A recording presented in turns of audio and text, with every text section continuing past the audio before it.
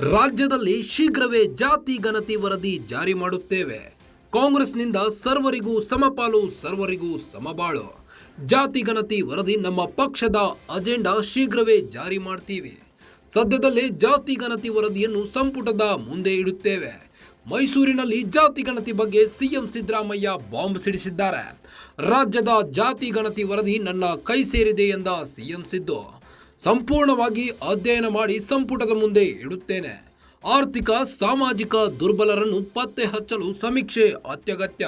ಜಾತಿ ಗಣತಿ ವರದಿಯಿಂದ ಯಾವುದೇ ಸಮುದಾಯಕ್ಕೂ ತೊಂದರೆಯಾಗಲ್ಲ. ಮುಡಾ ಟೆನ್ಷನ್ ನಡುವೆಯೇ ಜಾತಿ ಗಣತಿ ಬಾಂಬ್ ಹಾಕಿದ ಸಿಎಂ ಸಿದ್ದರಾಮಯ್ಯ.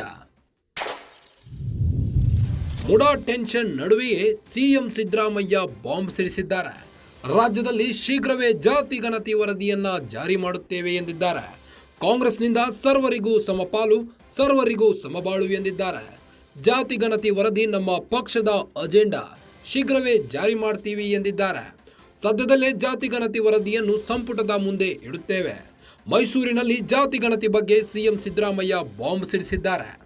ರಾಜ್ಯದ ಜಾತಿ ಗಣತಿ ವರದಿ ನನ್ನ ಕೈ ಸೇರಿದೆ ಎಂದ ಸಿಎಂ ಸಿದ್ದು, ಸಂಪೂರ್ಣವಾಗಿ ಅಧ್ಯಯನ ಮಾಡಿ ಸಂಪುಟದ ಮುಂದೆ ಇಡುತ್ತೇನೆ.